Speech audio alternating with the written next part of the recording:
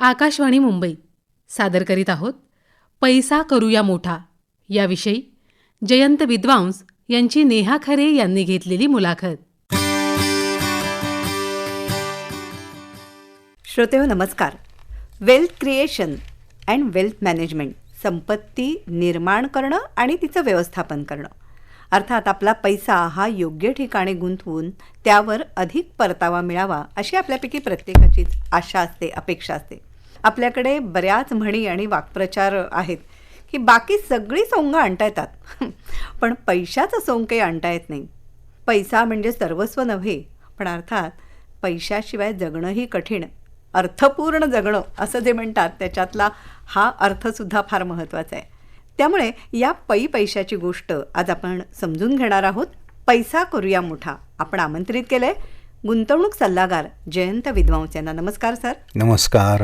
जयंत विद्वांस यांनी BCom आणि MBA finance विषयामध्ये केलेलं आहे. NLP लाईफ कोच आहेत, ते सर्टिफाईड फायनान्शियल प्लॅनर आहेत. 40 वर्षांचा, जवळपास 4 दशकांचा गुंतवणूक क्षेत्रातला अनुभव त्यांच्यापाशी आहे. या विषयातली जनजागृती व्हावी आणि लोकांना प्रशिक्षित करावं यासाठी लेखन, व्याख्यानं आणि कार्यशाळा सर आयोजित करत असतात. आज आपण सर इथून सुरुवात करूया की बचत आणि गुंतवणूक, म्हणजे बचतीचं म्हटलं तर ते आपल्या भारतीयांमध्ये अंगभूत आहे असं म्हणायला हवं. पण त्या बचतीला गुंतवणुकीचं स्वरूप जर का द्यायचं असेल तर त्याचं प्रमाण कसं असायला हवं? सर्वसाधारणपणे असं होतं की आपलं जे काही उत्पन्न आहे त्यातली रक्कम आपण बाजूला काही काढून ठेवतो. मग पूर्वीच्या काळी, म्हणजे हे आता अशा पद्धतीत होत नाही, पण पूर्वीच्या काळी असं व्हायचं की लोणच्याच्या बरणीसारखे एखाद्या बरणीमध्ये पैसे जमा करून ठेवलेले असायचे. तर ही गुंतवणूक नाही, ही बचत झाली. पण ते पैसे तुम्ही कुठच्या तरी संस्थेकडे दिलेत, गुंतवणूक त्यांनी पुढे केली, तर त्या गुंतवणुकीवर तुम्हाला काहीतरी परतावा मिळणं सुरू होतं. मग गुंतवणूक किती असायला पाहिजे आणि आपली बचत किती पाहिजे? आपल्या उत्पन्नाच्या कमीत कमी 30% ही बचत व्हायला हवी. आणि त्याचं योग्य पद्धतीत नियोजन करून ती जर गुंतवणूक केली तर आपल्या पुढच्या आयुष्यातील गरजा आहेत त्यांना चांगल्या पद्धतीत आपण पूर्ण करणं हे आपल्याला शक्य होतं. उदाहरणार्थ आपण समजा ठरवलं की आपल्या मुलांना चांगलं शिक्षण घेण्यासाठी परदेशी पाठवायचं आहे आणि आपण बचत करतोय, तर आपल्या हातात भरपूर वेळ असतो. त्या वेळेचा तुम्ही उपयोग करून रेग्युलर जर काही गुंतवणूक केलीत तर त्याचा फायदा तुम्हाला खूप भरपूर मिळण्याची शक्यता असते. मग ही नुसती गुंतवणूक, पूर्वीच्या काळी काय व्हायचं की बचत करायची बरोबर आहे आणि बचतीची वेगवेगळी साधनं कमी होती. मग बरणीमध्ये पैसे ठेवणं की जास्तीत जास्त ते सेफ आहेत, किंवा घडीमध्ये असायचं. बरोबर. किंवा अगदीच काही नाही तर चांगल्या पद्धतीत, म्हणजे मुलगी जन्माला आली तर तिच्यासाठी म्हणून लग्नाची सोय म्हणून अर्धा ग्रॅम सोनं दर महिन्याला घ्या. अर्धा ग्रॅम म्हणजे 20 वर्षानंतर त्याची साधारण 10 तोळे सोनं होईल. हे साधं सोपं गणित होतं. पण आताच्या काळामध्ये तुम्हाला विविध पर्याय उपलब्ध झालेले आहेत आणि एवढा मोठा काळ आपल्या हातात असल्यानंतर ती गुंतवणूक चांगल्या पद्धतीत करणं आपल्याला शक्य आहे. अच्छा. पूर्वीच्या काळचे जर का गुंतवणुकीची माध्यमं म्हणजे सुरक्षित अशा दृष्टीने जर का विचार केला तर राष्ट्रीयकृत बँकांमध्ये म्हणजे FD, त्याच्या मुदत ठेवी, त्याच्यानंतर पोस्ट ऑफिसमध्ये, गव्हर्नमेंट बॉन्ड्समध्ये, सोन्यामधली गुंतवणूक किंवा रिअल इस्टेट गुंतवणूक, हे आमचे पारंपरिक गुंतवणुकीचे मार्ग. पण आता मात्र म्युच्युअल फंड्सची गुंतवणूक जी आहे ती सुद्धा खूप अधिक दिसून येते. बरोबर आहे. सगळ्यात सोपं म्हणजे कमीत कमी गुंतवणूक, अगदी 500 रुपयापासूनची जी गुंतवणूक आहे ही सुद्धा तुम्ही म्युच्युअल फंडामार्फत करू शकता. आणि आपण आत्ता ज्या तुम्ही काही पूर्वीच्या योजना सांगितल्या, ह्या सगळ्या योजनांमध्ये आपण म्युच्युअल फंडाच्या मार्फत गुंतवणूक करू शकतो. म्हणजे आपल्याला सोनं घ्यायचं आहे, म्युच्युअल फंडामार्फत घेता येईल. आपल्याला जमीन जुमल्यासारख्या ह्याच्यात गुंतवणूक करायची आहे तर त्याच्यासाठी रिअल इस्टेट इन्व्हेस्टमेंट ट्रस्ट सारखे म्युच्युअल फंडासारखेच एक प्रकारचे गुंतवणुकीचा प्रकार आहे. शेअर बाजारात गुंतवणूक करायची आहे, सरकारी रोख्यांमध्ये गुंतवणूक करायची आहे, कंपन्यांचे फिक्स डिपॉझिट आपण पूर्वी करायचो तसं गुंतवणूक करायची. ह्या प्रत्येकासाठी म्युच्युअल फंडाचा पर्याय उपलब्ध आहे. आणि गरीबातला गरीब माणूससुद्धा अगदी 250 रुपयापासून दर महिना बचत ह्या योजनांमध्ये करू शकतो. मी आता त्याच मुद्द्याकडे येणार होते की ज्यांच्याकडे जास्तीचे पैसे असतील ते लोक गुंतवणूक करतील, सर्वसामान्यांचं काय? पण तुम्ही म्हणताय अगदी कमी, म्हणजे अगदी 250-500 रुपयापासून सुद्धा या प्रकारची गुंतवणूक करणं शक्य आहे. आणि असे करणारे लोक आहेत का? गरीबातल्या गरीब माणसाला मार्गदर्शन योग्य जर झालं तर तो जनधन खात्यातनं सुद्धा 250 रुपयाची SIP करू शकतो. त्याच्यासाठी त्याला पॅन कार्डची पण गरज नाही, फक्त आधार कार्डावरती ही गुंतवणूक करता येईल. अच्छा. म्युच्युअल फंड्स ह्या योजना सगळ्या सेबीतर्फे कंट्रोल केल्या जातात. त्यांच्या रेग्युलेटर त्यांचे जे आहेत ते सेबी आहेत. त्याच्यामुळे त्यांच्यावरचं मार्गदर्शक तत्व आणि कंट्रोल हा खूप चांगल्या पद्धतीत आहे. तुमचं आर्थिक नियोजन करायचं असेल तर म्युच्युअल फंडासारखा उत्तम पर्याय नाही. गरीबातला गरीब माणूस सुद्धा आणि श्रीमंतातला श्रीमंत माणूस सुद्धा म्युच्युअल फंडाच्या मार्फत गुंतवणूक करू शकतो. पण सब्जेक्ट टू मार्केट रिस्क असंही असतं की त्याच्यामध्ये जोखीम आहे, ही तळटीप फार महत्त्वाची असते. अगदी बरोबर आहे. प्रत्येक गोष्टीत जोखीम आहे. आपण सोनं चांदी ही गुंतवणूक अतिशय सुरक्षित असं म्हणून बघत असतो, पण करोनाच्या काळामध्ये सोन्याच्या किमती एकदम वाढल्या, म्हणजे 56,000 झाल्या. आणि करोना ज्या वेळेला पुढे जात गेला तसा सोन्याच्या किमती उतरायला लागल्या आणि 46,000पर्यंत खाली आल्या. म्हणजे ज्यांनी 56,000 गुंतवणूक केली ती 46,000 झाली. ही जोखीम आहे. अशी जोखीम प्रत्येक गोष्टीत आहे. सरकारी कर्ज रोख्यामध्ये काय जोखीम आहे असा आपण विचार करतो, पण त्याच्यामध्ये व्याजाचे दर वाढले तर आपल्याला जुन्या पद्धतीमध्येच व्याज मिळत राहणार आहे. म्हणजे आपण गुंतवणूक केली त्यावेळेला व्याजाचा दर समजा 6.5% आहे आणि उद्या व्याजाचा दर 7.5% झाला तर आपल्याला पुढची काही वर्ष व्याज 6.5%च मिळत राहणार. ही जोखीम आहे. सेबीचं म्हणणं आहे की ही जोखीम तुम्ही समजून घ्या. प्रत्येक गुंतवणुकीमध्ये काही ना काहीतरी जोखीम ही असतेच असते. अगदी आपण PPF सारखे योजना म्हटलं तरी PPF मध्ये सुद्धा व्याजाचे दर कमी जास्त दर 3 महिन्यांनी जाहीर केले जातात. आपला बघण्याचा दृष्टिकोन असा असतो की मुद्दल सुरक्षित आहे, म्हणजे आपली गुंतवणूक सेफ आहे. आणि सोन्या चांदीच्या बाबतीत आपण गुंतवणुकीचा विचार करताना कुठेतरी दीर्घ कालावधीचा विचार करतो. म्हणजे माझ्या लहानपणी सोन्याचा दर अमुक होता, आज अमुक आहे असं आपण विचार करत असतो. म्हणजे पूर्वी आईने कधीतरी 4,000 रुपये तोळा असताना घेतलेलं सोनं आणि आता त्याचा भाव 1,00,000च्या वर गेला, अशी तुलना आपण करतो. बरोबर. तुम्ही जितकं मागे जाल ना तितकं सोन्याचे दर किती कमी होते याचं आपल्याला आश्चर्य वाटेल. म्हणजे ज्या वेळेला भारताला स्वातंत्र्य मिळालं त्यावेळेला 100 रुपयापेक्षाही कमी रुपये तोळ्याने सोनं अवेलेबल होतं. पण सोन्यामधली गुंतवणूक म्हणून जर करायची असेल तर ती कधीही तुम्हाला मोडता आली पाहिजे आणि त्या दृष्टीने म्युच्युअल फंड हा पर्याय खूप चांगला आहे. अच्छा. आज आपला हा महिलांचा कार्यक्रम आहे, तर आर्थिक साक्षरता या दृष्टीने सुद्धा तुम्ही व्याख्यानं देत असता, तर महिलांच्या दृष्टिकोनातून काय सांगाल? म्हणजे या म्युच्युअल फंडाकडे महिलांनी सुद्धा वळणं कसं आवश्यक आहे? गुंतवणुकीचा कुठचाही पर्याय असेल तरी महिलांनी त्याच्यावरती फॉर्मवरती सही करताना, अर्जावरती सही करताना हा अर्ज नक्की कशासाठी आहे, काय आहे, हे 4 प्रश्न जर विचारले तर त्याला एक वेगळा पर्स्पेक्टिव्ह आपल्याला मिळू शकतो की बाबा हे माझ्या गरजेचं आहे का, खरंच हे माझ्या एकंदरीत ज्या काही गरजा मी मांडलेल्या आहेत त्याच्यानुसार ही गुंतवणूक त्याला सुयोग्य आहे का, असा विचार करणं गरजेचं आहे. पुष्कळ वेळेला असं होतं की आपल्याला जो गुंतवणूक सल्लागार किंवा जो कोणी एजंट त्या योजनेचा असेल तो सगळा फॉर्म भरतो आणि मग फुली मारलेल्या जागी सही करा एवढंच आपल्यासाठी ठेवलेलं असतं.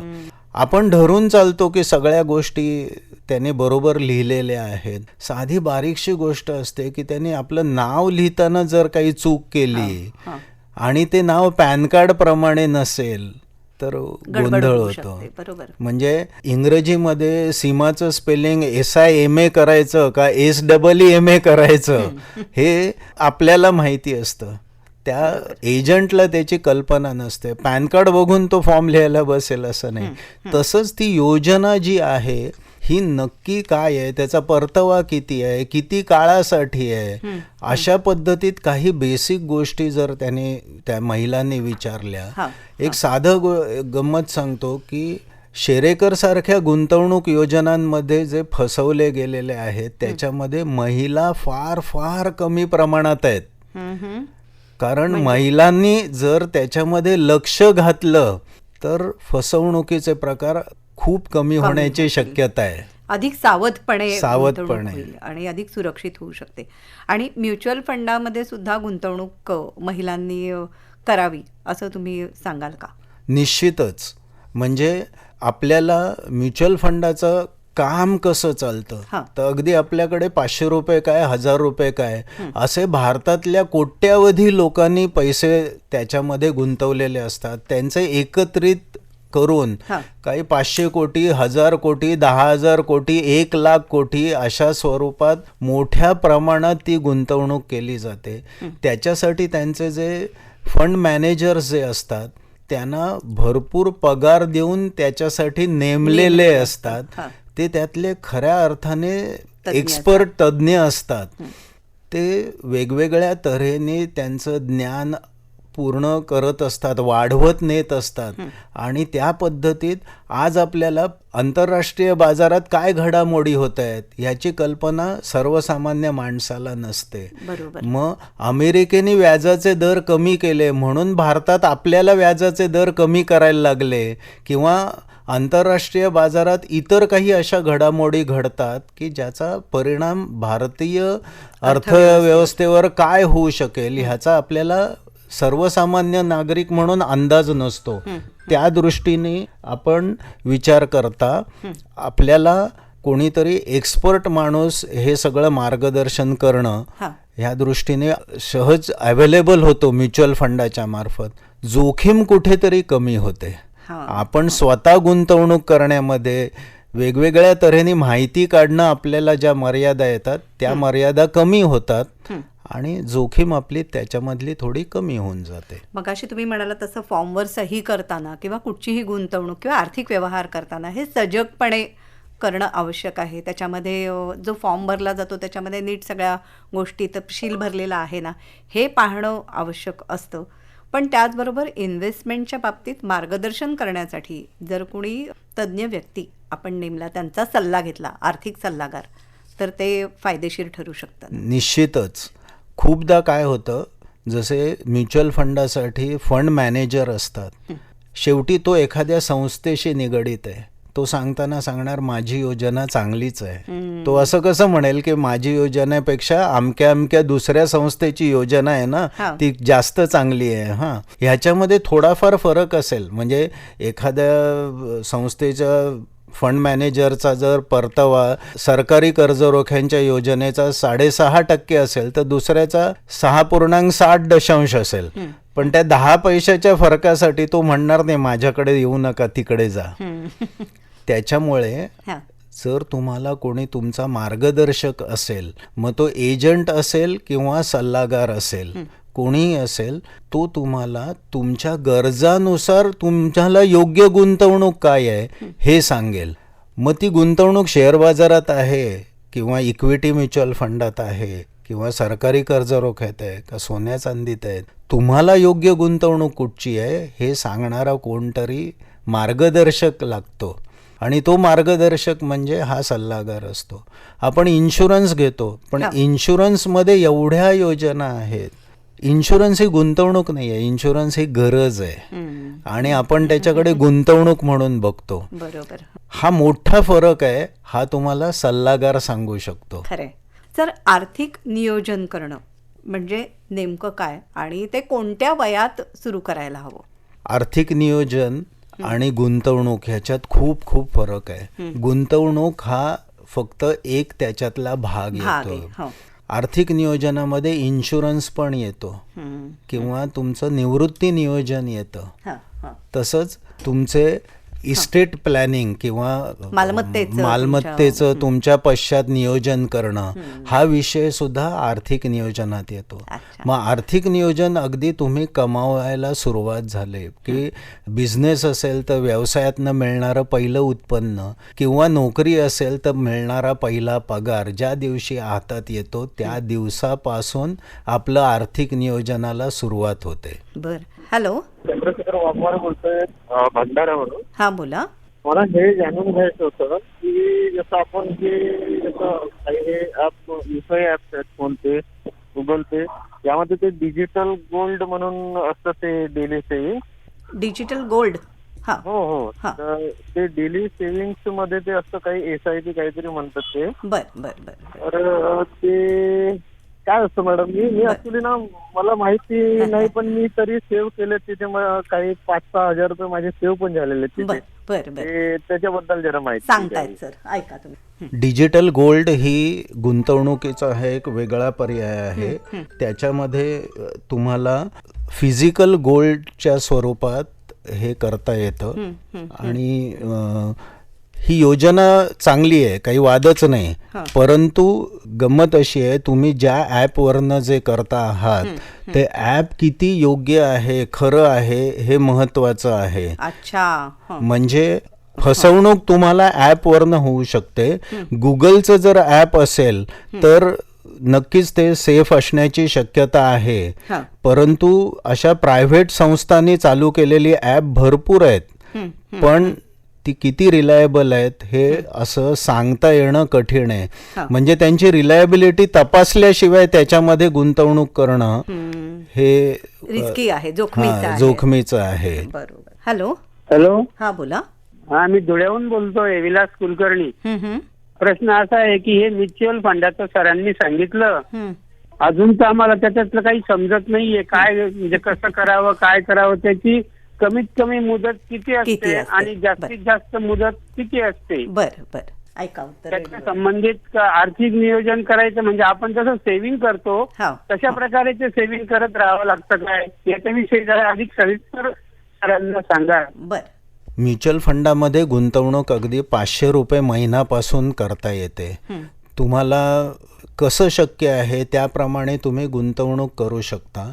म्युच्युअल फंड ही कन्सेप्ट काय आहे, योजना काय आहे, तर तुमच्यासारख्या सर्वसामान्य गुंतवणूकदारांकडनं पैसे गोळा करायचे, एकत्रितरित्या ते कुठेतरी इन्व्हेस्ट करायचे, चांगल्या पद्धतीत इन्व्हेस्ट करायचे.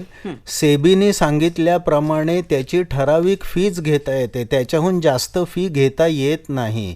म्हणजे उदाहरणार्थ इक्विटी म्युच्युअल फंड असेल तर त्याच्यामध्ये जास्तीत जास्त 2.25% फी असेल तर त्याच्याहून जास्त इतर काही कारणांनी फी घेताच येत नाही.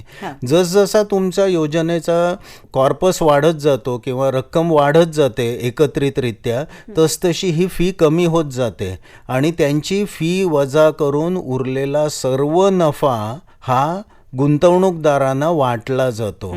त्याच्यामुळे समजा त्यांना एखाद्या वर्षी शेअर बाजारामध्ये प्रचंड मोठी तेजी आली आणि त्यांना 25-30% नफा झाला, तर त्यातला जास्तीत जास्त फी जी सेबीने सांगितलेली आहे त्यानुसार तेवढी फी कापून घेऊन वरचे सगळे पैसे हे तुमच्यामध्ये वाटले जातात. हा फायदा इतर कुठचीही योजना अशा पद्धतीत देऊ शकत नाही. शेअर बाजारात मंदी आली तर तुम्हाला फायदा होणार नाही, नुकसान होईल, किंवा अगदीच नगण्य नफा झाला तरी सुद्धा ते फी तेवढीच घेणार. त्याच्यामुळे तुम्हाला जितकं दीर्घ कालावधीसाठी तुम्ही गुंतवणूक कराल तर तितका फायदा तुम्हाला जास्त होण्याची शक्यता असते. तरुणांमध्ये ह्या म्युच्युअल फंडाची गुंतवणूक ही अधिक लोकप्रिय आहे का? SIPने सुरुवात करून वगैरे मुलं करताना दिसतात. बरोबर. बहुतेक वेळेला सुशिक्षित समाजामध्ये आईवडीलच मुलांच्या मागे लागतात की तुझा आता पगार झालेला आहे ना, आतापासूनच तू SIPला सुरुवात कर असं. ही SIPची ही गुंतवणूक दर महिना आपल्या खात्याला पगारात जमा झाला की त्याच्यातनं ॲटोमॅटिक काढून घेतली जाते सिस्टमॅटिक इन्व्हेस्टमेंट प्लॅननुसार. त्याच्यामुळे आपल्याला बचतीची एक शिस्त लागते. गुंतवणूक सल्लागार जनरली असं सांगतात की तुमचं उत्पन्न वजा खर्च म्हणजे बचत नाही, गुंतवणूक वजा शिस्तीची बचत आणि उरलेल्या पैशामध्ये तुम्ही काय तो खर्च मॅनेज करा. हे फक्त तुम्हाला SIP द्वारे शक्य होतं. आणि म्युच्युअल फंड हे संपूर्णपणे सेबी मार्फत रेग्युलेट केलेलं नियमन असल्या कारणामुळे तुमचे पैसे बुडायची शक्यता त्या प्रमाणात खूप कमी होत जाते. हॅलो, हा बोला ना. मी दादरवरून बोलते, ज्योती संखे. मला सरांना विचारायचं आहे की मी गव्हर्नमेंटच्या T-बिल मध्ये इन्व्हेस्टमेंट करते, तर ते 3-3 महिन्यांनी आपण रिन्यू करू शकतो. तर हे T bill is equal to the liquid fund of the liquid mutual fund असू शकतं का? तर त्याप्रमाणे ते काम करू शकतं का माझ्यासाठी? अगदी बरोबर आहे. ट्रेझरी बिल्स हे लिक्विड फंडासारखेच आहेत, पण तुम्ही 90 दिवस गुंतवल्यानंतर तुम्हाला मध्यंतरी जर पैसे लागले तर ते पैसे तुम्हाला विकून कदाचित डिस्काउंटला किंवा कदाचित फायदा घेऊन ते विकता येतील, बरोबर आहे. पण त्याच्याऐवजी तुम्ही म्युच्युअल फंडाचा जर लिक्विड फंड घेतलात तर तीच योजना तुम्हाला 7 दिवसांनी पैसे कधीही लागले तर ते काढून घेता येतील, किंवा नाहीच लागले तर दर 90 दिवसांनी ते रिन्यू करण्यापेक्षा जोपर्यंत पैसे गरज नाही तोपर्यंत मग 4 महिने, 5 महिने, 8 महिने, 10 महिने अशा कितीही कालावधीनंतर तुम्ही ते पैसे काढून घेऊ शकता. लिक्विड फंडातनं ते पैसे तुम्हाला दुसरीकडे कुठेतरी म्युच्युअल फंडाच्या योजनेमध्ये फिरवायचे असतील तरीसुद्धा ते फिरवणं शक्य आहे.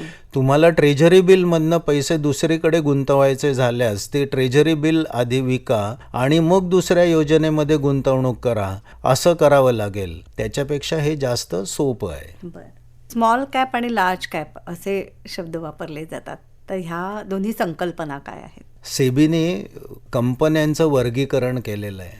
भारतातल्या 100 मोठ्या कंपन्या म्हणजे लार्ज कॅप कंपनी, कॅपिटल म्हणून कॅप, खूप मोठ्या कंपन्या. त्याच्यानंतरच्या 150 कंपन्या ह्या मिड कॅप कंपन्या, आणि त्याच्यानंतरच्या म्हणजे 251 ते 500 ह्या स्मॉल कॅप कंपन्या झाल्या. एकंदर शेअर बाजारात लिस्टेड कंपन्या 5-6 हजारपेक्षाही जास्ती आहेत. पण वर्गीकरण करताना सेबीने वरच्या 500 कंपन्यांचं अशा पद्धतीत केलंय. हे वर्गीकरण कायम बदलत असतं. एखादी 525वी कंपनी त्या 251 ते 500च्या मध्ये येऊ शकते आणि ते 251 ते 500 मधली एखादी कंपनी निघून जाऊ शकते. त्यानुसार स्मॉल कॅपची डेफिनेशन त्यांनी करताना तशी केलेली जरी असेल तरी कितीतरी त्याच्या खालच्या कंपन्या आहेत त्यासुद्धा चांगल्या आहेत, आणि त्या कंपन्यांमध्ये सुद्धा हे म्युच्युअल फंड गुंतवणूक करत असतात. एकूण हा गुंतवणुकीचा विषय सुद्धा खूप गुंतागुंतीचा आहे आणि म्हणूनच तज्ज्ञांचं मार्गदर्शन या क्षेत्रातही घेणं आवश्यक ठरतं, हे निश्चितच. आणि तुम्ही तरी हा खूप सोपा करून सांगताय विषय आज आम्हाला. हॅलो, नमस्कार. नमस्ते मॅडम, मी सचिन पुरी बोलतो अकोला इथून. बँकेमध्ये फिक्स डिपॉझिट जेव्हा करतो त्यावेळेस किती वर्षानंतर रिन्यू करू शकतो असं काही?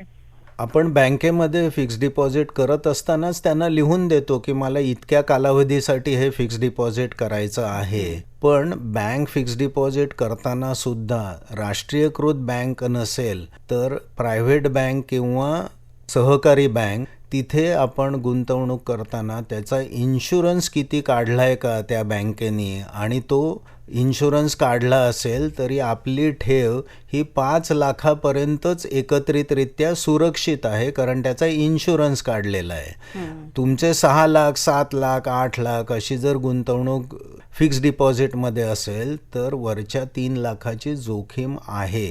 ही जोखीम समजून घ्या तुम्ही. म्हणजे ह्याचा अर्थ सहकारी बँका धोकादायक आहेत का असं नाही. सहकारी बँका पण मोठ्या ज्या आहेत त्या चांगल्या आहेत, पण हा बेसिक गोष्ट आपण बँक फिक्स डिपॉझिट म्हणजे सुरक्षित असं म्हणतो, तर तसं काहीही नसतं. बरं, मुदत ठेव योजना असंच त्याचं नाव असतं ना, त्यामुळे ते किती मुदतीसाठी तुम्ही ठेवताय त्याप्रमाणे त्याचे व्याजाचे दर असतात.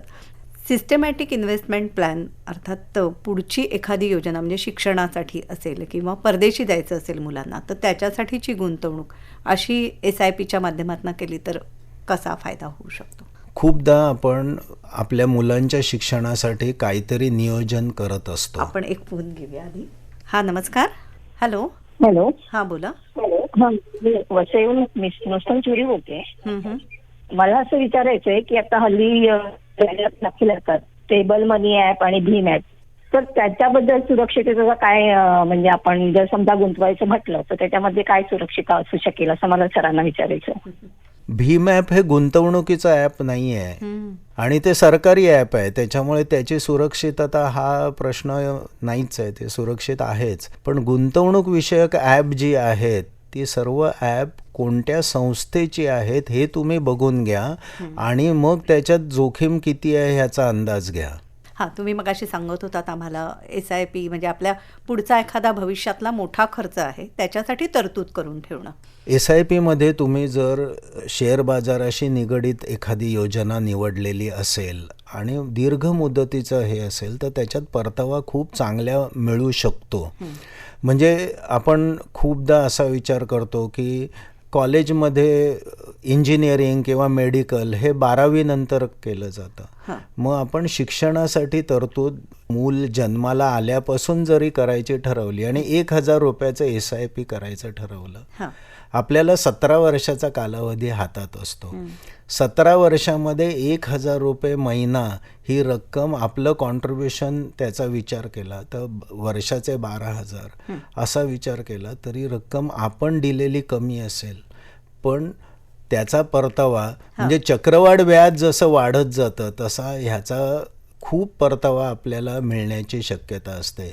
असं प्रत्येक गोष्टीचं नियोजन. आपण गाडी विकत घेतो ती खूपदा कर्ज बँकेकडनं घेऊन करतो. त्या कर्जाच्या हप्त्या इतका जर आपण SIPचा हप्ता 5 वर्षासाठी निवडला तर 5 वर्षानंतर गाडी आपण आपल्या पैशाने घेऊ शकू. अच्छा. या व्याजदरातला फरक हा कसा कितपत असतो? म्हणजे बँकांमध्ये बचत खात्याचे दर आणि आपल्या म्युच्युअल फंडामध्ये? म्युच्युअल फंडामध्ये होणारा फायदा असतो, तिथे व्याज ठराविक मिळत नाही. बरोबर. एखाद्या वर्षी तुम्हाला शेअर बाजार कोसळला तर तुम्हाला फायदा होणार नाही. 2008 साली जसं सबप्राईम क्रायसिस अमेरिकेत झालं आणि भारतीय शेअर बाजार गडगडले, ही घटना घडली, ह्याला इतकी वर्ष आता उलटली, त्याच्यानंतर आपण भारतामध्ये मंदी अनुभवलेली नाही आहे. करोनाच्या काळामध्ये 4-5 महिन्यासाठी फक्त आपण मंदी अनुभवली, पण एवढा दीर्घ मुदतीचा विचार केला तर कुठेतरी आपल्याला प्रचंड फायदा होण्याची शक्यता असते. मग किती टक्के होईल याला लिमिट नाही. माझ्या परिचयामध्ये काही जुन्या म्हणजे म्युच्युअल फंडाला सुरुवात युनिट ट्रस्टपासून झाली 1963 साली. त्याच्यानंतर स्टेट बँक म्युच्युअल फंड आणि इतर अशा सरकारी संस्थांचे म्युच्युअल फंड साधारण 86-87 मध्ये यायला लागले. त्याच्यानंतर 96-97 साली परदेशी संस्थांचे म्युच्युअल फंड भारतात आले. तर अगदी 96-97 सालापासूनचं जर काही योजना बघितल्या तर काही योजनांचा परतावा जवळपास 18% आहे. अच्छा. 18% वार्षिक परतावा, त्याला साधारण इंटरनल रेट ऑफ रिटर्न म्हणतात. हे प्रत्येक योजनेच्या बाबतीत होईलच असं नाही, पण परत सेबी असं पण म्हणते की past performance cannot be the basis for future returns. हे तुम्ही सांगायला पाहिजे. म्हणजे केवळ इतिहास चांगला आहे म्हणून त्याचे रिटर्न्स पुढच्या ह्याच्यात मिळतीलच असं नाही, पण शक्यता नाकारता येत नाही. आपण आता व्याजाचा दर जो म्हणतो सेव्हिंग्जवरचा तो तर खूप कमी आहे आणि त्यापेक्षा म्हणजे बचत खात्यामध्ये बरेच पैसे साठवण्यापेक्षा गुंतवणूक दुसरीकडे केलेली ही अधिक फायदेशीर ठरू शकते. बरोबर. हॅलो. हॅलो. हा, बोला. माझा परत फोन लागलाय. थँक्यू. मला जरा एक विचारायचं होतं, म्हणजे शेअर्स मार्केटमध्ये जे चढ उतार होतात ना ते राजकीय घडामोडीवर कसे आधारित असतात? शेअर बाजारातल्या ज्या काही घडामोडी आहेत ह्या अर्थशास्त्रीय परिणामांवर अवलंबून असतात. दरवेळेला नवीन बजेटमध्ये काही टॅक्समध्ये सुधारणा झाल्या की त्याचे परिणाम त्या कंपनीच्या आर्थिक ताळेबंदावर होण्याची शक्यता असते आणि ह्या सगळ्याचा परिणाम त्या कंपनीच्या शेअरवरती होत असतो. मग राजकीय घडामोडींचा परिणाम किती होतो तर तो काही काळासाठी तात्पुरता होतो. कायमस्वरूपी ह्या घटनांचा परिणाम होत नाही. सध्या इतर देशांमध्ये ज्या काही घडामोडी घडत आहेत त्याचा भारतीय अर्थव्यवस्थेवर किंवा शेअर बाजारावर काय परिणाम होईल? अर्थव्यवस्थेवर झाला तरी शेअर बाजारात तो दिसून येत नाहीये. हा बोला. मी विजय कुमार स्वामी बोलतो, बस्तवा तालुका शिरोळ जिल्हा कोल्हापूर इथून ताई. बरं. माझं साधं फोन आहे. या बीप आम्हाला काय समजत नाही ताई. हा.